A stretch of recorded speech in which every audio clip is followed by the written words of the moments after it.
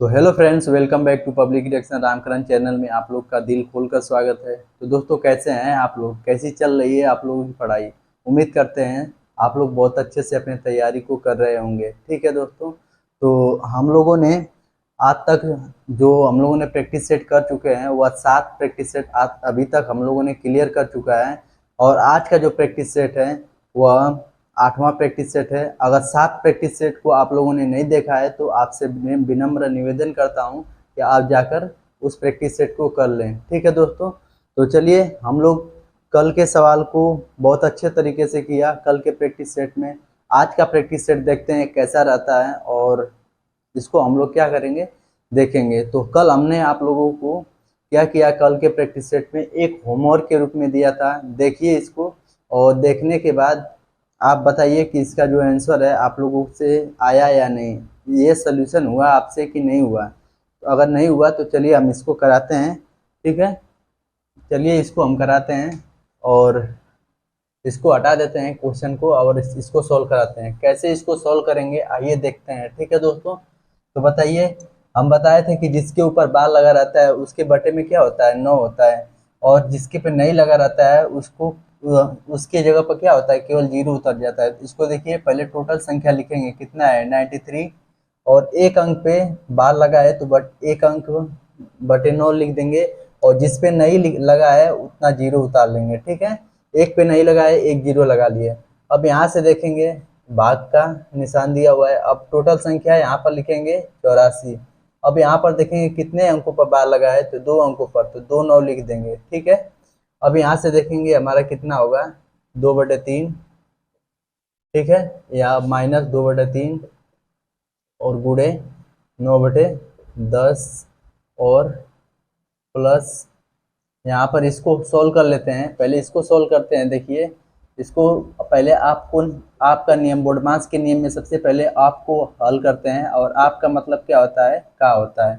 यहाँ से हम इसको सोल्व करेंगे तो 4 3 12 और 12/7 बजे कितना होता है, 35 होता है। ठीक है, अब यहाँ से हम यहाँ पर लिखेंगे, अब यहाँ से 9/7 14 लिख लेते हैं। ठीक है, 9/14 को यदि हम लिख लेंगे तो ये इसमें आकर क्या करेगा, भाग करेगा। अगर भाग करेगा तो हम भाग करने, अगर भाग का साइन हटाएंगे तो क्या करेंगे, गुणा करेंगे। और जब गुणा का चिन्ह लगाएंगे तो इसको पलट देते हैं। ये 12/35 है तो हो जाता है कितना, 35/12। जब भी भाग से हम गुणा में कन्वर्ट करते हैं तो हमें क्या, जो उसका भिन्न होता है वह क्या होता है, पलट जाता है। अब यहाँ से काटेंगे इसको, 3 तिरिक कितना होता है 9 और 3 चौक कितना होता है 12। ठीक है, अब यहाँ से काटेंगे 7 5 35 और यहाँ से काटेंगे 7 दूनी 14।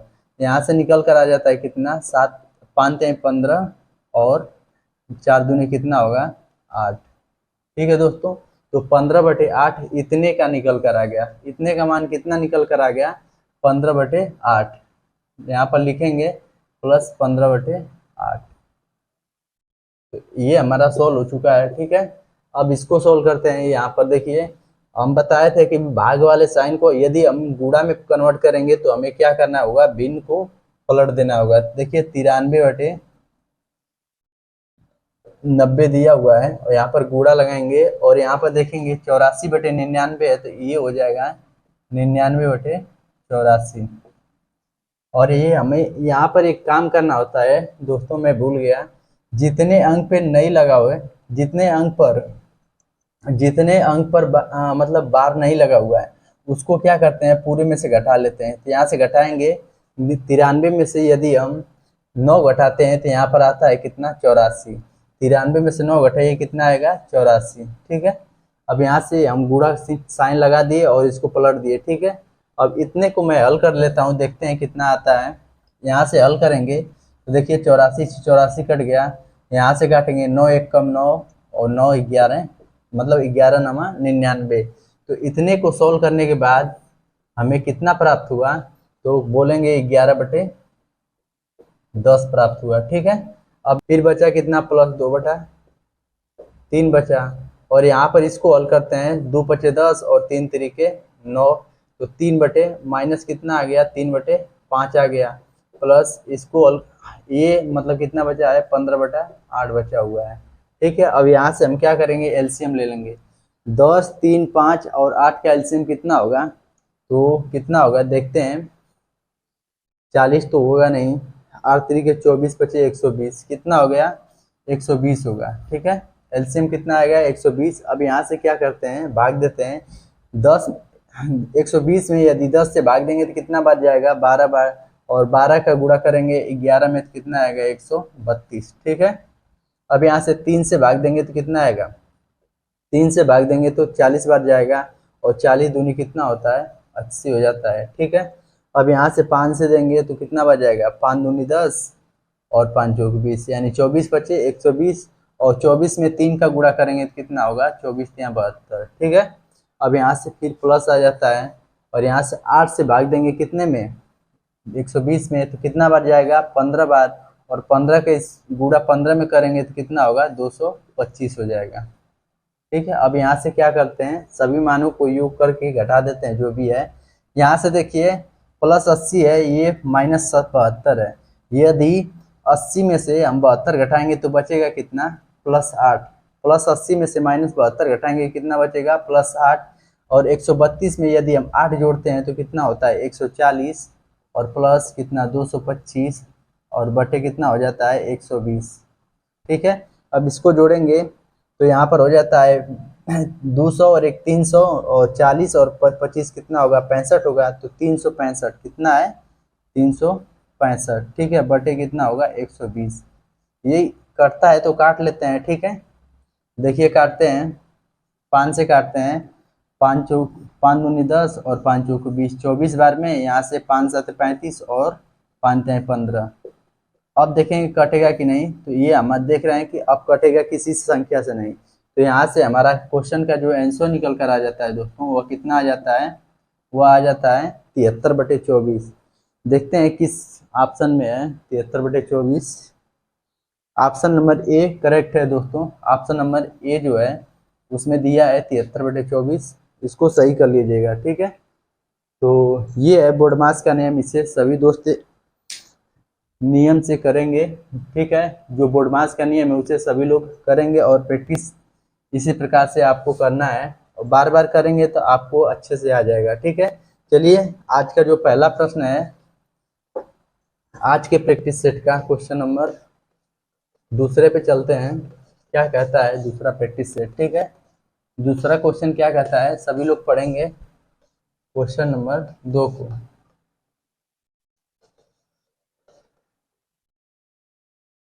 तो चलिए पढ़िए क्वेश्चन नंबर 2 क्या कह रहा है। अच्छा प्रश्न है क्वेश्चन नंबर 2, सब पढ़ेंगे क्या कह रहा है। कह रहा है कि बी ए से 2 गुना अधिक कार्य कुशल है।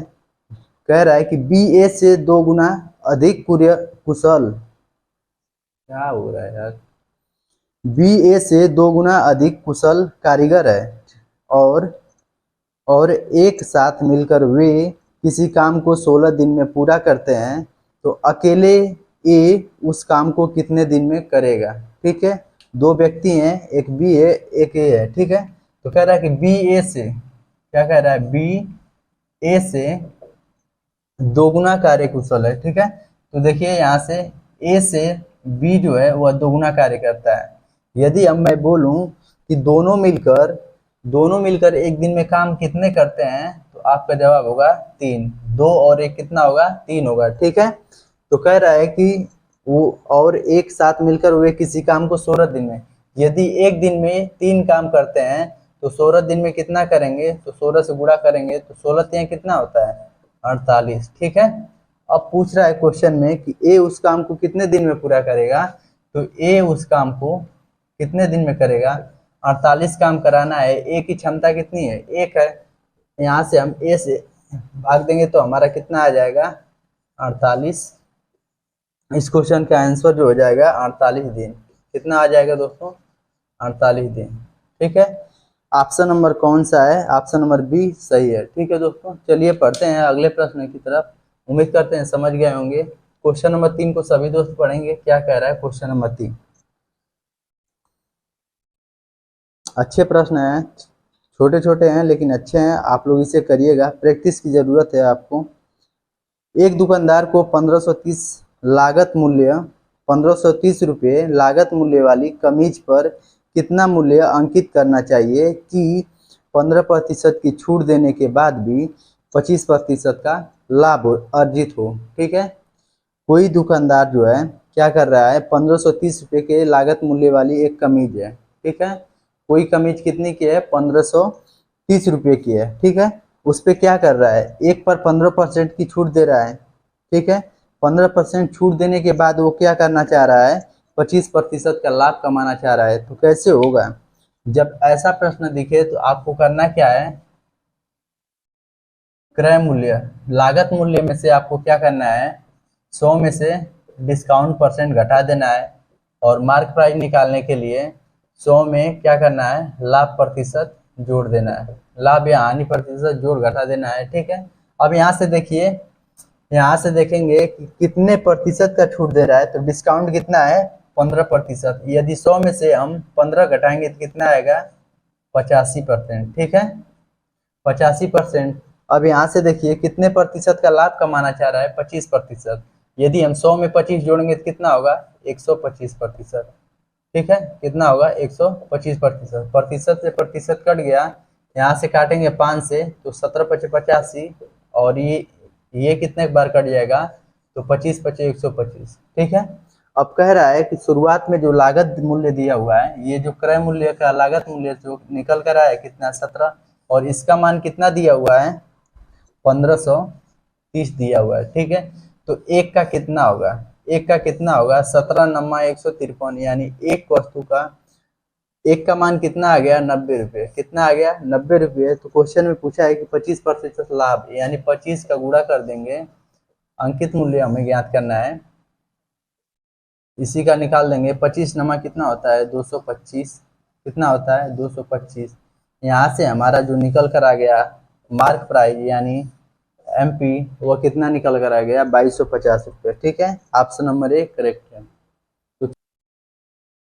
तो चलिए आगे बढ़ते हैं अगले प्रश्न की तरफ, क्वेश्चन नंबर 4 की तरफ। ऑप्शन नंबर ए सही है।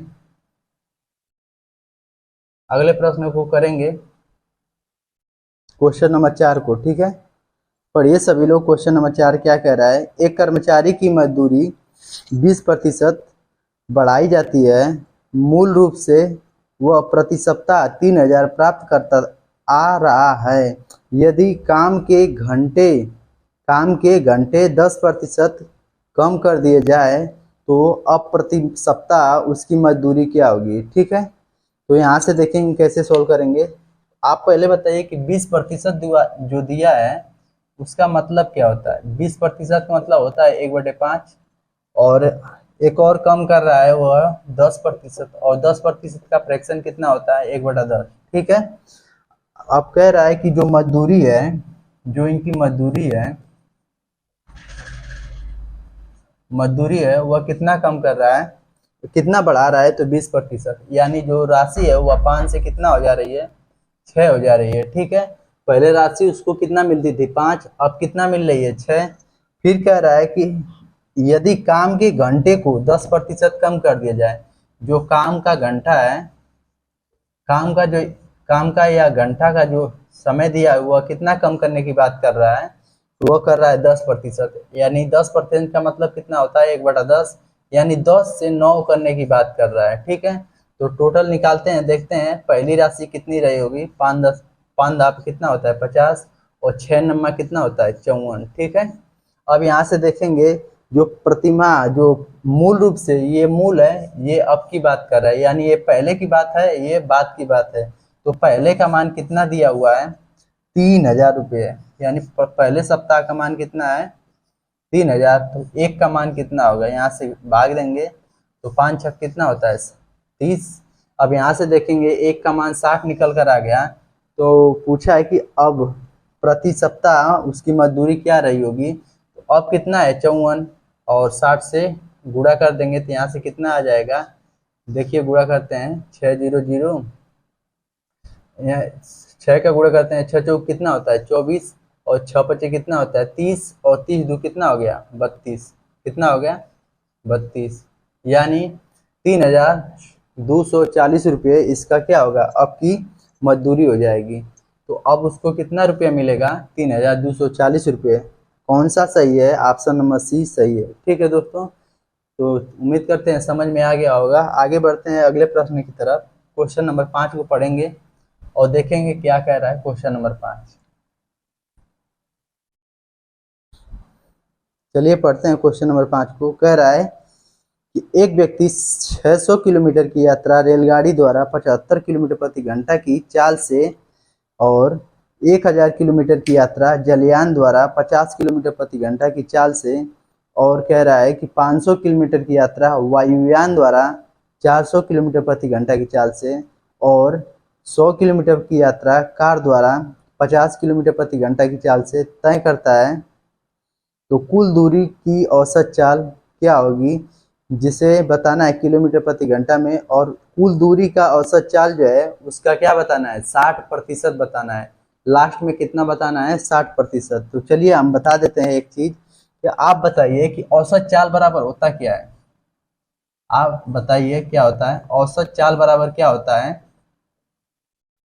औसत चाल बराबर क्या होता है, कुल दूरी बटे क्या बोलेंगे, कुल दूरी बटे कुल समय, टोटल टाइम। ठीक है, कुल समय।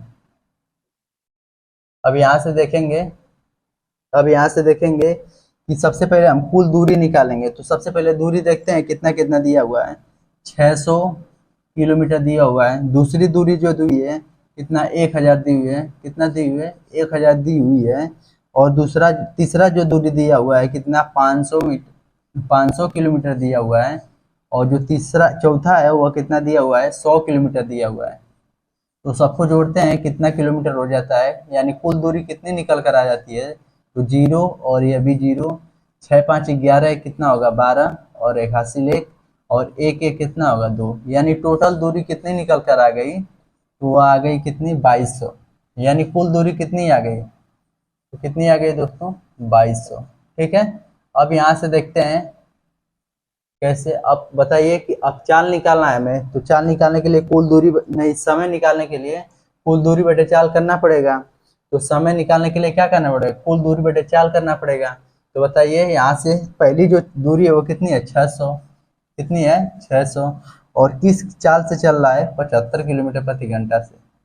और दूसरे को जोड़ेंगे, दूसरा जो है 1000 है और किस चाल से चल रहा है, तो यह 50 किलोमीटर प्रति घंटा की रफ्तार से। कितना, 50 किलोमीटर प्रति घंटा। और जो तीसरा है वह कितना है, 500 किलोमीटर की जो दूरी चल रहा है वह वायुयान द्वारा 500 किलोमीटर की दूरी वायुयान द्वारा 400 किलोमीटर प्रति घंटा की रफ्तार से चल रहा है। और कह रहा है कि 100 किलोमीटर की दूरी कार द्वारा 100 किलोमीटर की दूरी कार द्वारा वह 50 किलोमीटर प्रति घंटा की रफ्तार से चल रहा है। ठीक है, अब यहाँ से हम सबको निकालेंगे। क्या कह रहा है, औसत चाल कितना है, टोटल दूरी कितनी है, 2200।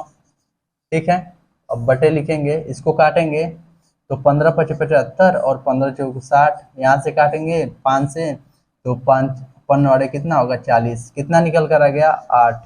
ठीक है, 8 निकल कर आ गया। इसको काटेंगे 1 0 से 1 0 और 20 25 100, ये कितना आ गया, 20।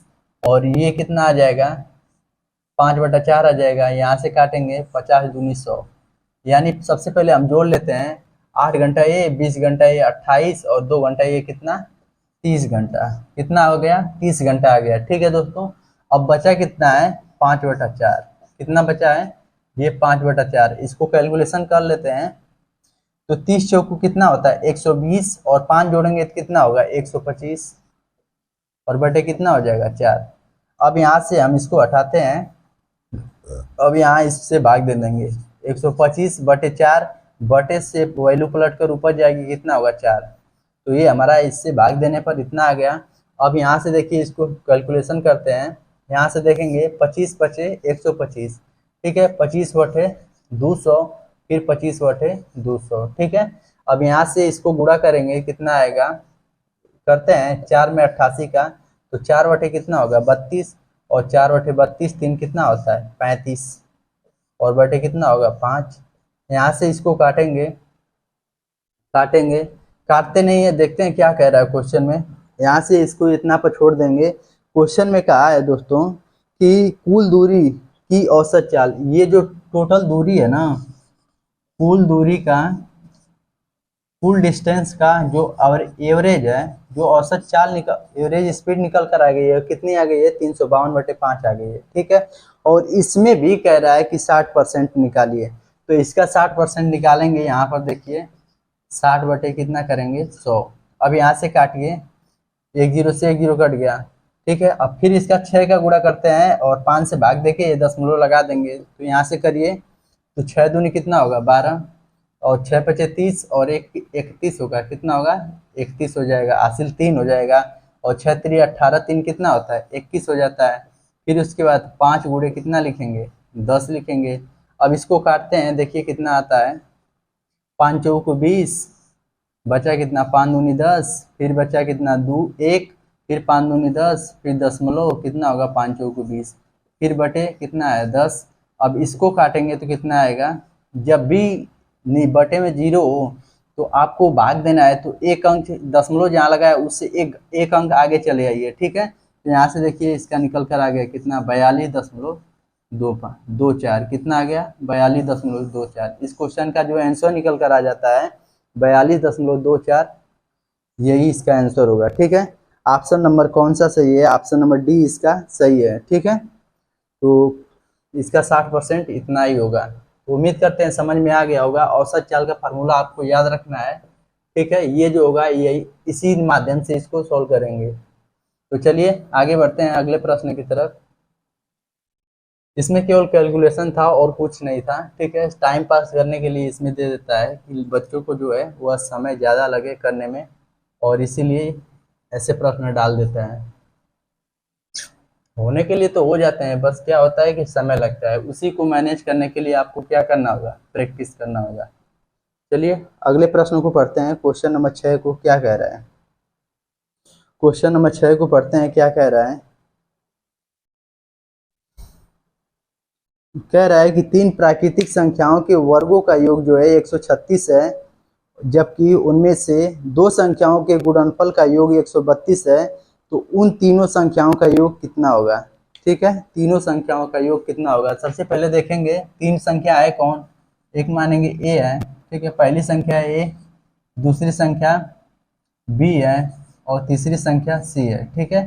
3 संख्या मैंने मान लिया, और कह रहा है कि इन संख्याओं के वर्गों का योग जो दिया है वह कितना दिया है 136 दिया है। यहाँ से करेंगे A square plus B square plus C square का मान कितना दिया हुआ है 136 दिया हुआ है।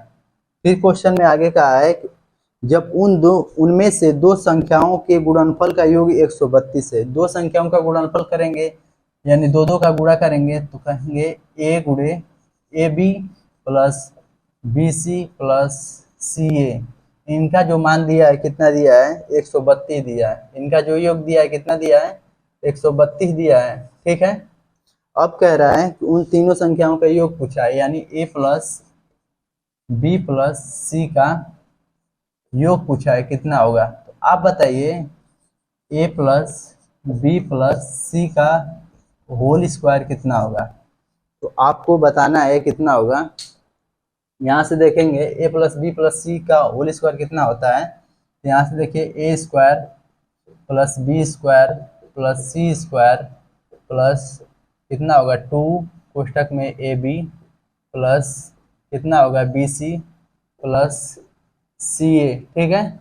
इतना हो जाएगा। अब देखिए ए plus B plus C square का मान कितना दिया हुआ है 136। इतने का मान कितना दिया हुआ है 136, और प्लस यहाँ से देखेंगे 2 है, और इतने का मान कितना दिया हुआ है 132। कितना दिया हुआ है, इतने का मान कितना दिया हुआ है 132, ठीक है। 132 में 2 का गुणा करेंगे तो कितना होगा 2 दूनी 4 और 2 तिहाई 6 और 2 एक का 2, यानी 264 आ गया।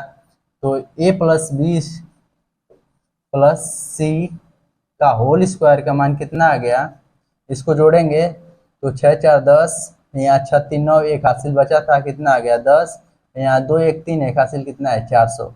यानी स्क्वायर को इधर हटा देंगे तो इधर कड़ी चढ़ जाएगा, यानी ए प्लस बी प्लस सी का मान कितना आ गया 20, है ना दोस्तों। इस क्वेश्चन का जो आंसर निकल कर आ जाता है कितना आ जाता है 20 आ जाता है। ये क्वेश्चन जो है दोस्तों यह अलजेब्रा से उठाकर रखा है, क्योंकि अलजेब्रा के प्रश्न कभी कभी पूछ लिए जाते हैं। तो उम्मीद करेंगे कि यह क्वेश्चन आपको समझ में आ गया होगा। अगर आ गया है तो प्लीज़ वीडियो को लाइक कर दीजिए, और चैनल पे नए हैं तो चैनल को सब्सक्राइब कर दीजिए, और वीडियो को ज़्यादा से ज़्यादा शेयर करिए। ठीक है, चलिए पढ़ते हैं, बढ़ते हैं अगले प्रश्न की तरफ और पढ़ते हैं अगले प्रश्न को। ठीक है, अगले प्रश्न को सभी दोस्त पढ़ेंगे, क्या कह रहा है अगला प्रश्न। ठीक है, क्वेश्चन नंबर 7 को पढ़ेंगे, क्या कह रहा है। कह रहा है कि 20 मीटर लंबी और 10 मीटर चौड़ी पानी की एक टंकी में 20 पत्थर डुबोया जाता है। यदि एक पत्थर द्वारा जल का औसत विस्थापन 4 मीटर क्यूब है तो टंकी में जलस्तर का उठान कितना होगा। अर्थात यदि हम पत्थर 20 डाल देते हैं तो जो इसकी ऊंचाई होगी वह कितनी हो जाएगी, यही पूछा है। ठीक है, यहाँ से सबसे पहले देखेंगे कि एक पत्थर द्वारा जल का औसत विस्थापन कितना हो रहा है, 4 मीटर क्यूब कितना हो रहा है, यानी एक पत्थर का औसत विस्थापन कितना है, 4 मीटर है। कितना है, 4 मीटर क्यूब है। तो आपको बताना है कि 20 पत्थर का कितना हो जाएगा, कितना हो जाएगा, तो 20 चौकी कितना हो जाएगा, 80 मीटर क्यूब। कितना हो जाता है, 80 मीटर क्यूब। आपको मैंने बताया है कि जब एक चीज को दूसरे चीज में डाला जाता है या एक चीज से दूसरे चीज में बदला जाता है तो क्या होता है, उन दोनों का आयतन हमेशा बराबर होता है। तो देखिए इसका आयतन 80 आ गया। ठीक है, और एक टंकी का जो है, आपको यहाँ से बता दूं, ये टंकी मान लीजिए दिया है, इसकी लंबाई कितनी दी है, यहाँ पर इसकी लंबाई 20 सेंटीमीटर दिया है, 20 मीटर दिया हुआ है। कितना है, 20 मीटर। इसकी चौड़ाई कितनी है, 10 मीटर है। ठीक है, अब यहाँ से देखेंगे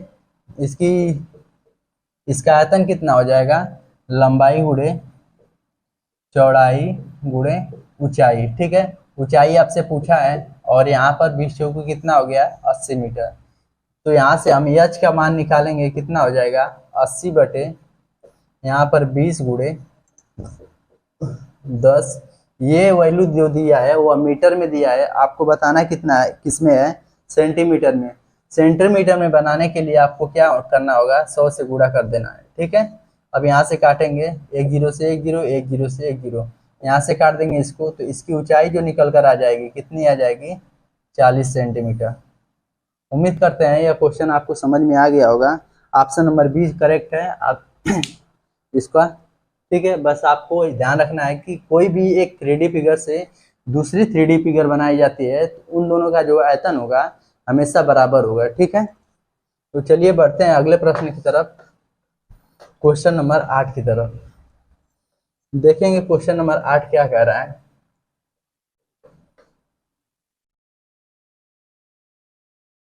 तो देखिए क्वेश्चन नंबर 8 को,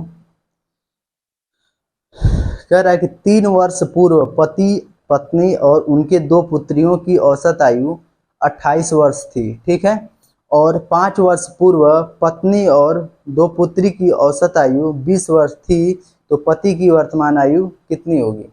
ठीक है, यहाँ पर देखेंगे एक पुरुष और एक महिला और उसके 2 पुत्री यानी P1 प्लस P2, 2 लोग हैं, इनकी औसत आयु कितनी है, औसत आयु कितनी है, 28 वर्ष। ठीक है, और इन लोगों की संख्या कितनी है, तो 4 है।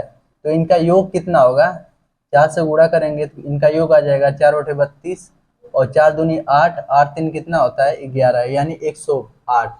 ये बात कब की है, यह 3 वर्ष पूर्व की है, यानी बिफोर, 3 वर्ष पहले की है। और यदि हम वर्तमान में की बात करें तो इसको 3 वर्ष सभी को बढ़ाएंगे तो 3 3 3 3, यानी 3 चौक 12 वर्ष, यानी 3 चौक 12 वर्ष हम क्या करेंगे, जोड़ देंगे तो हमारी वर्तमान टाइम में आ जाएगी। कितनी आ जाएगी, वर्तमान।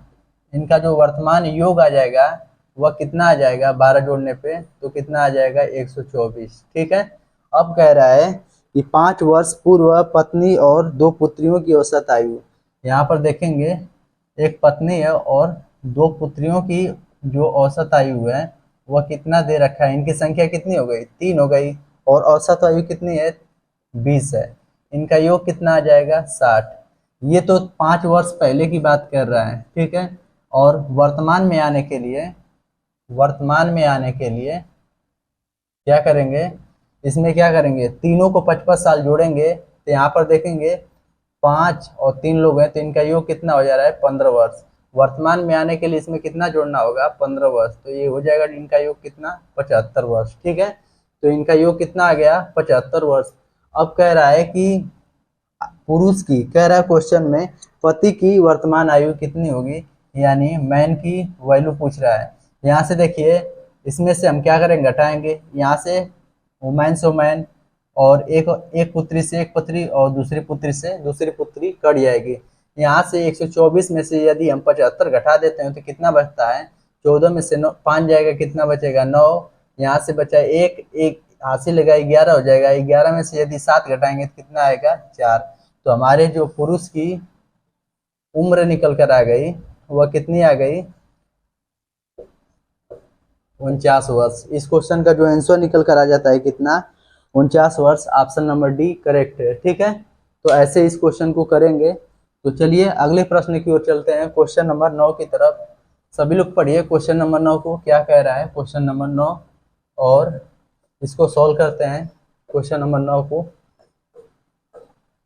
कह रहा है, क्वेश्चन नंबर 9 पढ़ेंगे। ये कैलकुलेशन इसमें है थोड़ा सा, कि इसका मान जो दिया है कितना दिया है, इसको करेंगे क्वेश्चन नंबर 9 को। क्या कह रहा है, 4 गुणे 0.3 गुणे 0.05, फिर दिया है 0.006, और गुणे कितना दिया हुआ है, 700। आपको ऐसे प्रश्न जब आए तो आपको करना क्या है, दशमलव सबसे पहले सबका हटाना है। दशमलव हटाएंगे तो कितना आएगा, 10। यहाँ से दशमलव हटाएंगे तो कितना आएगा, 100।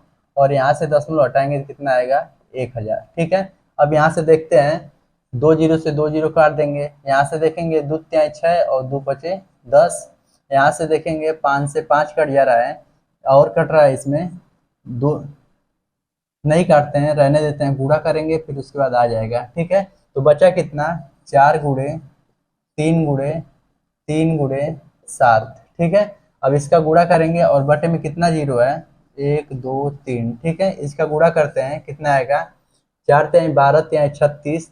यदि हम 36 में 7 का गुणा करते हैं तो कितना आता है, 7 6 कितना होता है, 42, हासिल 4, 7 त्रिक 21, 21 4 कितना हो गया, 25, बटे कितना है, 1000। ठीक है, अब इसको भिन्न में बनाने के लिए, दशमलव भिन्न बनाने के लिए क्या करना होगा, ये 3 जीरो को हटाना है, और 3 अंक के बाद क्या करना है, दशमलव लगा देना है।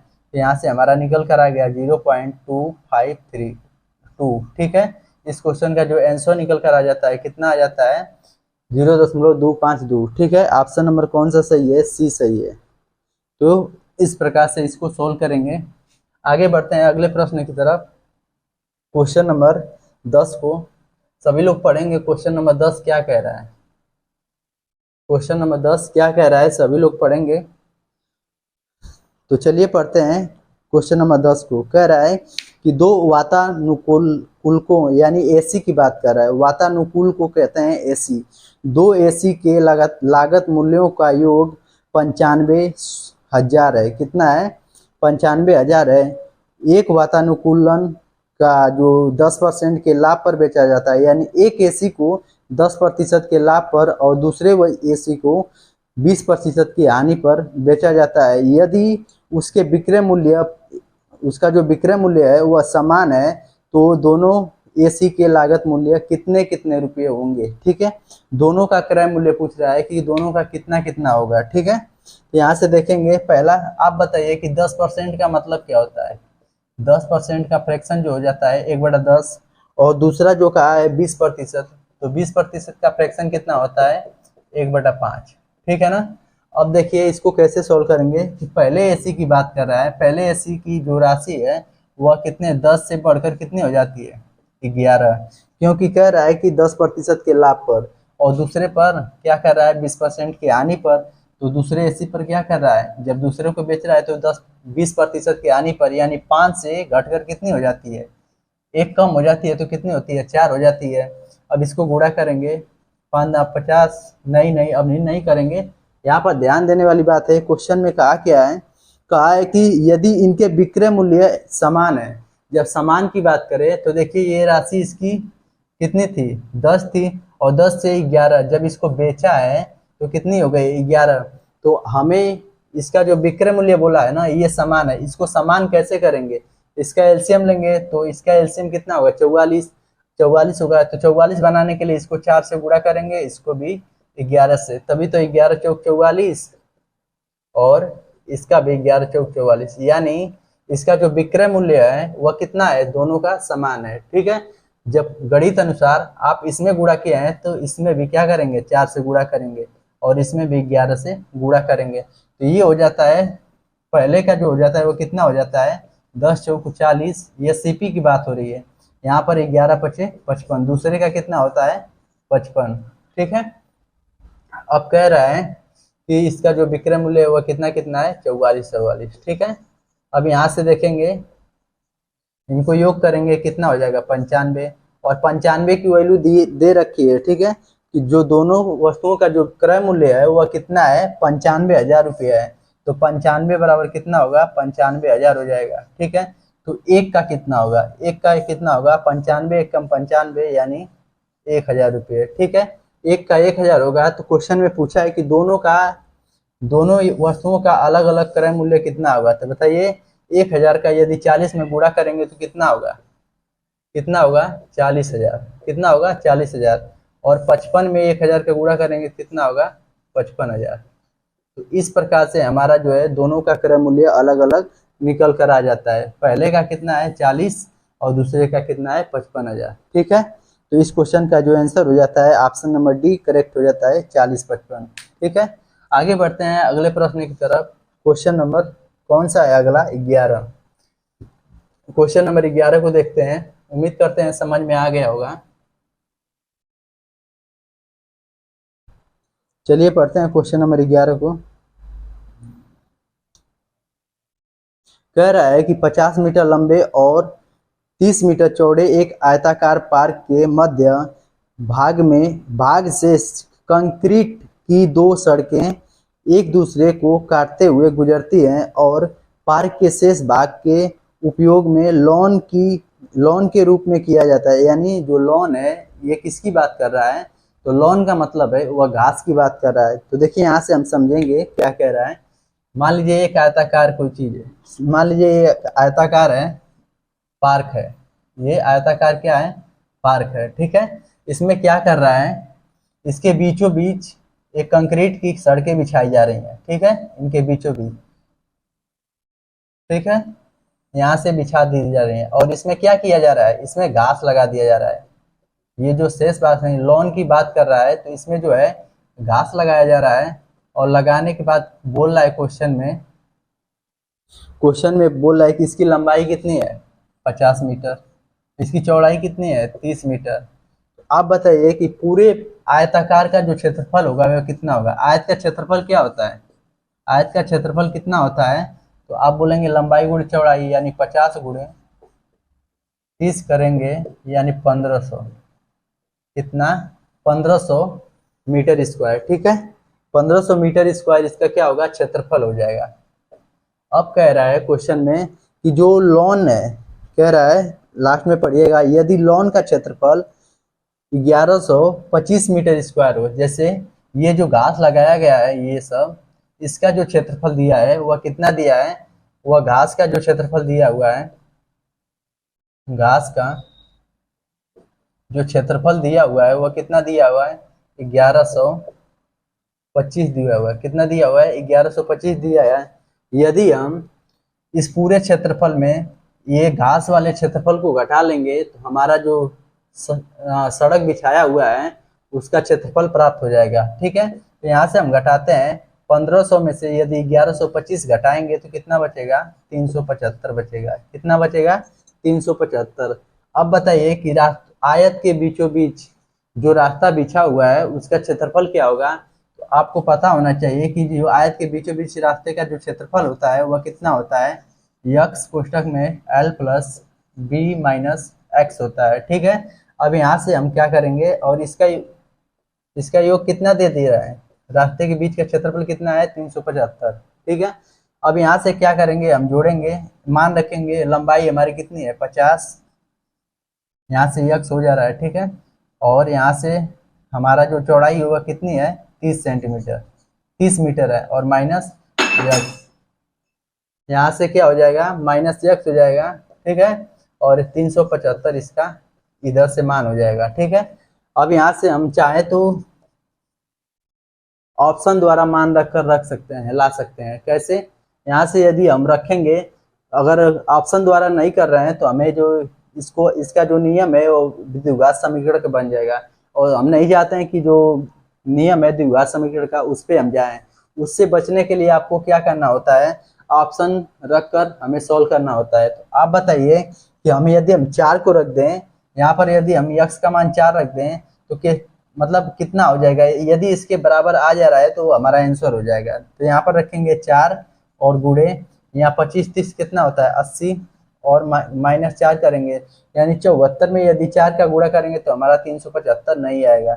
इसीलिए ऑप्शन नंबर ए हम नहीं रखते हैं। यदि हम दूसरे ऑप्शन की बात करें, वो दिया है कितना 10, यदि हम यहाँ पर 10 रखेंगे गुणे, यदि 80 में से हम 10 घटाएंगे तो कितना बचेगा 70, और 70 में 10 का गुणा करेंगे कितना आएगा 700। 700 इस हमारा फॉलो नहीं कर रहा है 375। अब बढ़ते हैं अगले ऑप्शन की तरफ, ऑप्शन नंबर सी की तरफ चलते हैं। ऑप्शन नंबर सी कितना है 5, और इसको जोड़ेंगे कितना होगा 80, और यहाँ से हम 5 घटा देंगे। ठीक है, अब यहाँ से कितना 375 दिया हुआ है, इसको हल करेंगे कितना आएगा 75 गुणे कितना होगा 5, 5 का गुणा करेंगे तो कितना आएगा 5 × 5 = 25। ठीक है, 5 × 7 = 35, और 35 2 कितना होता है 37, और 37 375 बराबर कितना हो गया 375। इसका मतलब हमारा जो ऑप्शन नंबर सी है वह मैच कर रहा है। आप लोग पढ़े होंगे लेफ्ट हैंड साइड और राइट हैंड, यहाँ पर देखेंगे left hand side and right equal right hand side. यदि इक्वल है तो हमारा जो मान होगा वह हमेशा सही बैठेगा। ठीक है, तो हमारा इस क्वेश्चन का आंसर जो हो जाता है ऑप्शन नंबर सी कितना है 5। ठीक है ना दोस्तों, तो उम्मीद करते हैं यह समझ में आया होगा। और अगला प्रश्न देखते हैं क्वेश्चन नंबर 12 को, क्या होता है क्वेश्चन नंबर 12, और सभी दोस्त पढ़ेंगे क्या कह रहा है क्वेश्चन नंबर 12, उसको सॉल्व करने का प्रयास करिए। तो पढ़िए क्वेश्चन नंबर 12 को, क्या कह रहा है क्वेश्चन नंबर 12।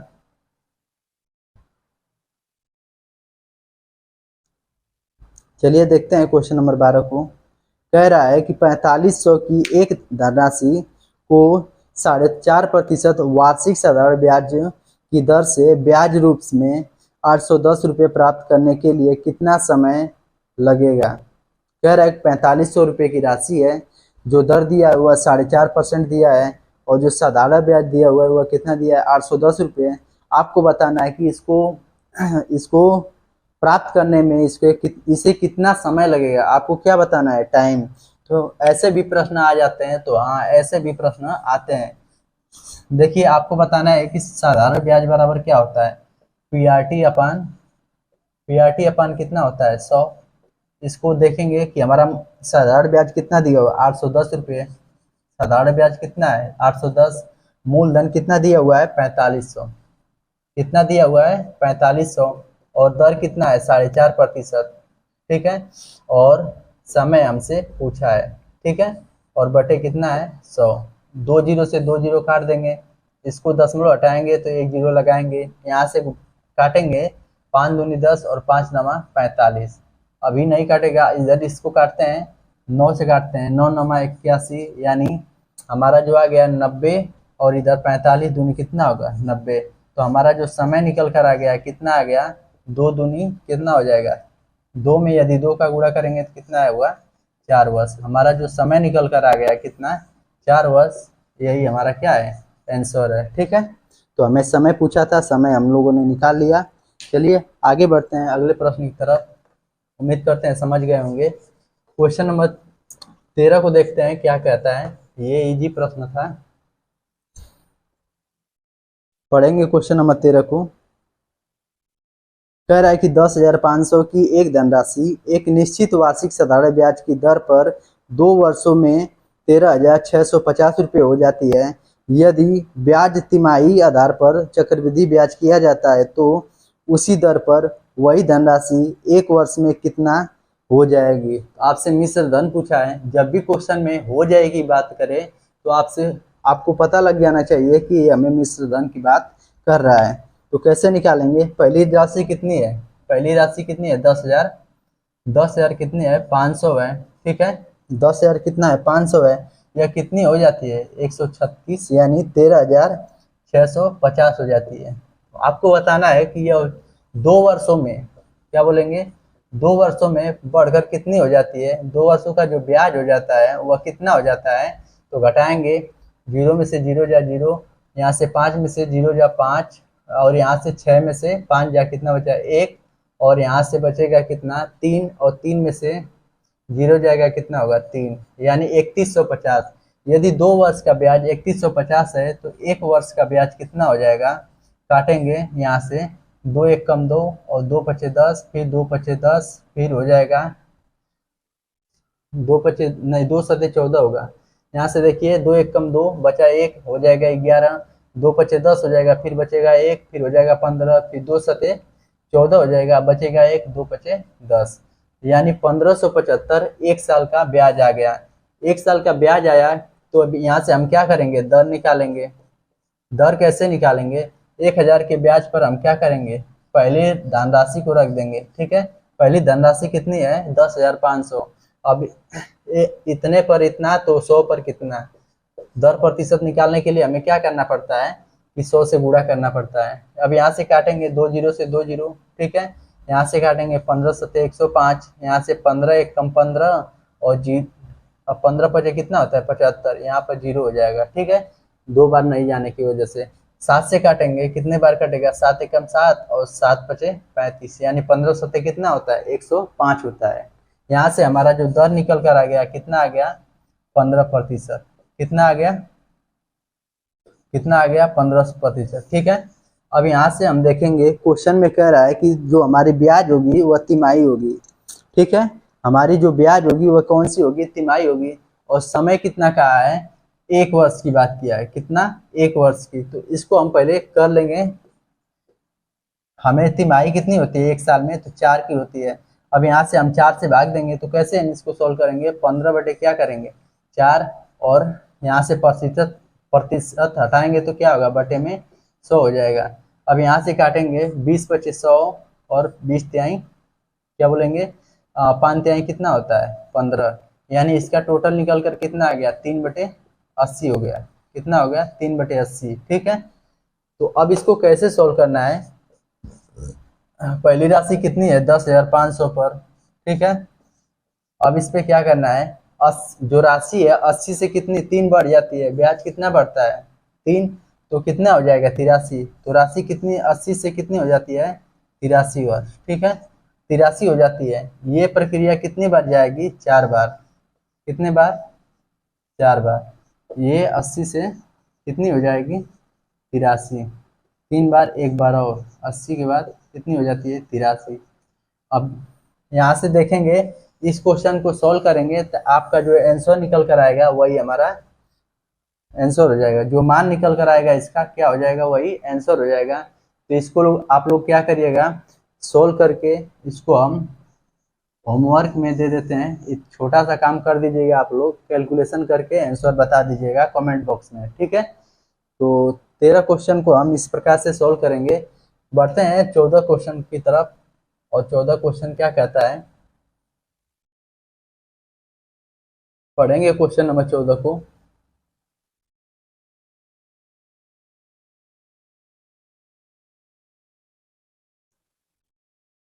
काफी इजी प्रश्न है दोस्तों, क्वेश्चन नंबर 14।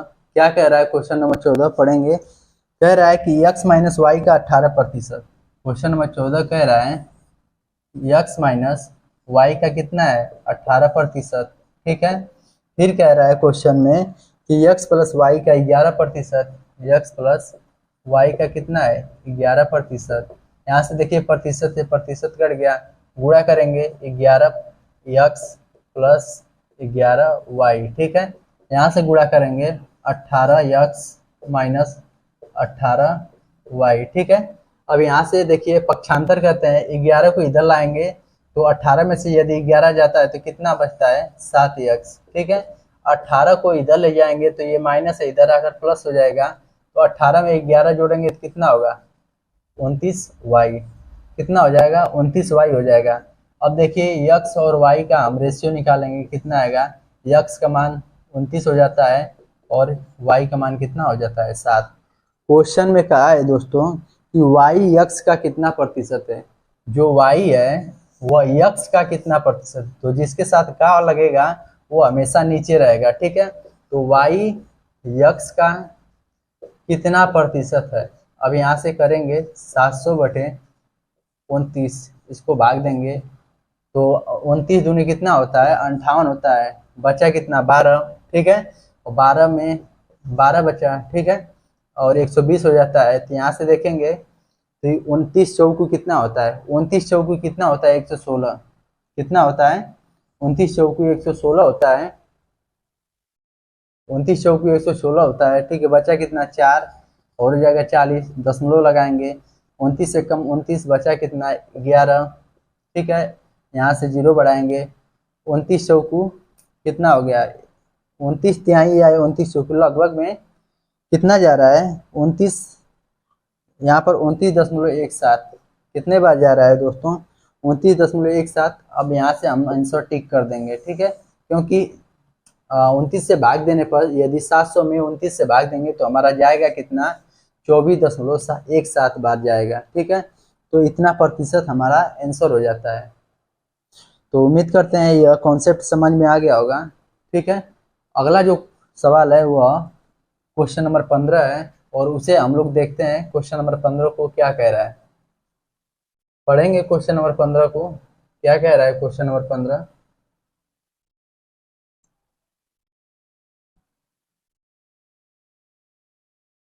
देखिए कितना अजीब देखने में है, कितना बड़ा है ना, लेकिन आप लोग इसे ध्यान से पढ़ेंगे तो इजी लगेगा, ठीक है। तो चलिए पढ़ते हैं। एक पुस्तकालय या अध्यक्ष क्या बोल रहा है, एक पुस्तकालय या अध्यक्ष को अपनी पुस्तकों को समरूप समूहों में सजाना था, ठीक है। वह 9 पुस्तकों के समूह बनाता है, ठीक है, लेकिन 3 पुस्तकें जो है वह शेष रह जाती हैं। 9 पुस्तकों को समूह में बनाता है और क्या है 3 पुस्तकें शेष रह जाती हैं, ठीक है। वह 10 पुस्तकों को समूह बनाने का प्रयास करता है, फिर भी 3 पुस्तकें शेष रह जाती हैं। जब वह 36 या 30 का पुस्तकों की समूह बनाता है तब फिर भी क्या होता है 3 शेष रह जाता है। तो उसके पास पुस्तकों की न्यूनतम संख्या क्या होगी। तो न्यूनतम संख्या पूछा है, ठीक है। तो देखिए क्या कर रहा है, लाइन बना रहा है। सबसे पहले देखिए 9 पुस्तकें बना रहा है, यहाँ पर लिख देंगे पुस्तक, यहाँ पर लिख देंगे पुस्तक और यहाँ पर लिख देंगे शेष, इतना शेष रह जा रहा है, ठीक है। तो 9 पुस्तकें यदि सजा रहा है फिर भी 3 शेष रह जा रहा है, ठीक है। अगली बार क्या कर रहा है 10 पुस्तकें सजा रहा है फिर भी 3 शेष रह जा रहा है। फिर अगली बार क्या कर रहा है 36 या 30 का सजा रहा है तब भी वह क्या हो जा रहा है, तभी भी उसका 3 शेष बच रहा है, ठीक है। कितना शेष बच रहा है दोस्तों, आपको बताना है कि वह न्यूनतम संख्या क्या होगी, ठीक है। दोस्तों आपको ऐसा मान दे देगा क्वेश्चन में कि इतना मान दे देगा और आपसे कहेगा कि वो छोटी छोटी संख्या क्या होगी जिससे भाग करने पर प्रत्येक दशा में कितना शेष बचे 3 शेष बचे। तो इसको कैसे करते हैं, तो इन संख्याओं का एलसीएम लेते हैं। आपको पता होगा इन संख्याओं का जो एलसीएम होगा 180 होगा, ये दुनिया को पता है, ठीक है। अब देखिए इसमें 3 जोड़ देंगे तो हमारी जो छोटी से छोटी संख्या निकल कर आ जाएगी, कितनी आ जाएगी 183, ठीक है। इस क्वेश्चन का ये आंसर जो हो जाता है ऑप्शन नंबर बी करेक्ट हो जाता है, ठीक है। तो चलिए आज का जो प्रश्न है आपको होमवर्क में देते हैं, क्वेश्चन नंबर HW के रूप में आपको दिया जा रहा है कितना, अंतिम आज का क्वेश्चन है, ठीक है। इसको आप लोग अच्छे से करिएगा और कमेंट बॉक्स में आप लोग उत्तर दीजिएगा, ठीक है। तो उम्मीद करते हैं आप लोग जरूर देंगे, ठीक है। तो कैसा लगा दोस्तों आज का प्रैक्टिस सेट, उम्मीद करते हैं अच्छा लगा होगा। अगर अच्छा लगा है तो प्लीज़ एक बार लाइक कर दीजिए और चैनल को एक बार शेयर कर दीजिए और हमारे वीडियो को, हमारे चैनल पे यदि आप नए हैं तो हमारे चैनल से जुड़ जाइए और मिलते हैं नेक्स्ट वीडियो में। तब तक के लिए जय हिंद जय भारत।